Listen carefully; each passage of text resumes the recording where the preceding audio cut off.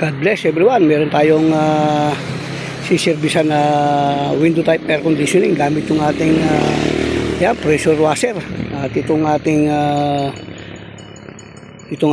blower. Napakahalaga nitong blower na to kasi pagka nababasa yung mga electrical, kinakailangan matuyo natin. Kaya may lagi tayong may daladalang blower, panlinis yan o panggumba ng hangin dun sa mga nabasa na piyesa ng aircon na lilinisin natin. So samahan nyo po ako at pupuntahan natin. So yan, dumating na tayo dun sa bahay ng ating paglilinisan ng aircon. At yan na yung ating mga paraphernalia na ikasal natin. Yan. Bali yung aircon na lilinisin natin ay ibinaba na nila. Yan. At ang aking kasing regulation kapag ako'y magpapalinis ng aircon sa akin, ang ginagawa ko muna ay pinaandar ko muna, ay palibasa nga ito yung naibaba na. So kinakailangan paandalin muna natin bago natin linisin para wala tayong problema. So yan, ipinusto na natin yung ating extension at dito natin titistingin yan. So yan yan, ang ginawa ko muna ay inspection ko muna yung aircon bago natin siya tuluyang paandalin kasi baka may mga nakasabit na kung ano doon sa fan blade ay mabasag at nung makita kong okay naman ay sisimulan ko ng paandalin ito. So yan nga, pinandar natin at titingnan natin yung lamig niya.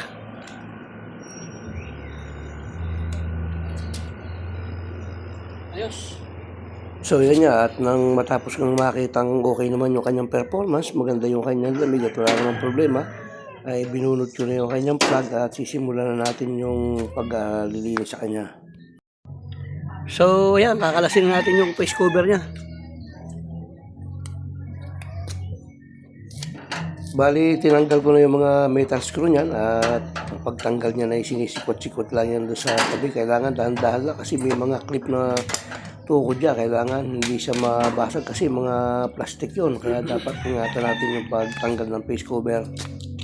So yan, matapos nga natin matanggal yung face cover, ay bubunutin natin yung kanyang case para malinis natin ang napakaganda yung aircon na yan.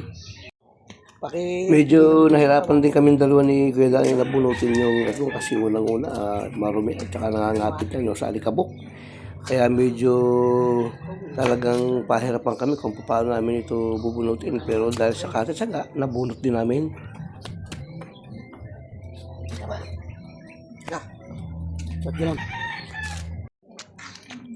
So yun, nakalas na natin at sisimulan natin i-dismantle yan.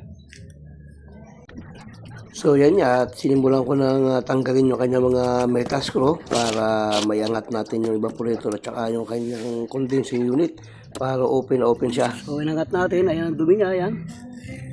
Ilinisin natin yan, ayan. So yan ang kanyang before. Ayan o. Mamaya after, yun o. So yan nga, at sinimulan ko ng linisin yung kanyang window type air conditioner para naging niya yung ating dalang pressure washer. Ang kagandahan lang sa ganitong mga pressure washer ay hanggang sa din sa kasulok-sulukan ay malilinis natin. Kaya naman malilinis, kailangan ay maganda yung ating performance. Kasi kung hindi maganda yung ating linis, ay hindi masasatisfied yung ating minamahal na option. Kaya ang ginawa ko dyan ay talagang bagamat hindi ko kinalas lahat, pero open naman lahat sa kanyang lugar katulad ng evaporator section at saka yung condensing unit. Maganda yung open niya dahil sa yun ay kanyang bukas na bukas at tatamaan yun ang pressure washer natin. So sinama ko na rin yung kanyang filter dryer, face cover at saka yung kanyang case ay sinama ko na para talagang linis na linis at sulit yung ating paglilinis. So yun o, laki na pinagbago ba, linis na niya. So yan, tanggal yung mga ribaba sa loob.